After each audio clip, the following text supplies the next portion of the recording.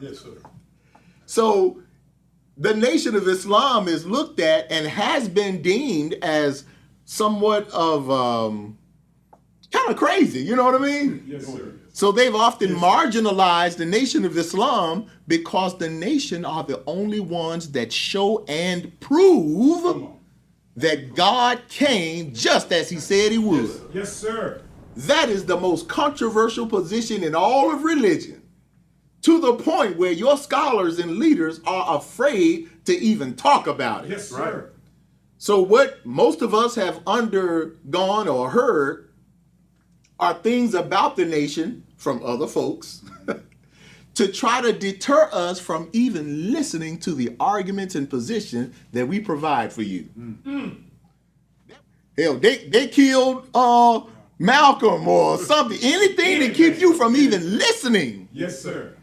Because they know that if you as intelligent thinking people can actually reason with the truth, oh, it's over with. Come on, Brother Minister. This is why the Nation of Islam and our leadership and the Most Honorable Elijah Muhammad and the Honorable Minister Farrakhan have been and remain the most targeted, the most lied on, not by little people. I'm talking about from governmental apparatus. Yes, sir. From media conglomerates.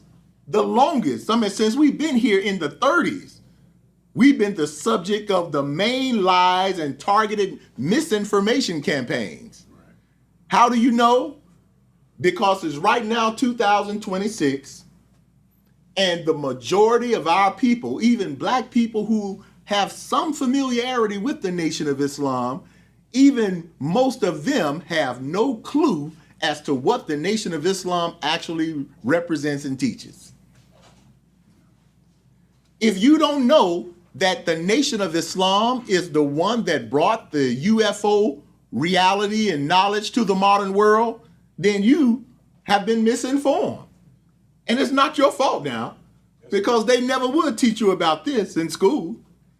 How is it that the Honorable Elijah Muhammad is documented by his enemies, by white powers, as becoming the most powerful black man in America? And he was that now. Yet you don't even hear about him in school. How is it that in our lifetime, the Honorable Minister Louis Farrakhan literally led the largest, most peaceful demonstration of black unity in the history of the modern world in the Million Man March, 1995, but you don't even hear about it in history books. You don't know nothing about it. Our young people never even heard of Minister Farrakhan. You see?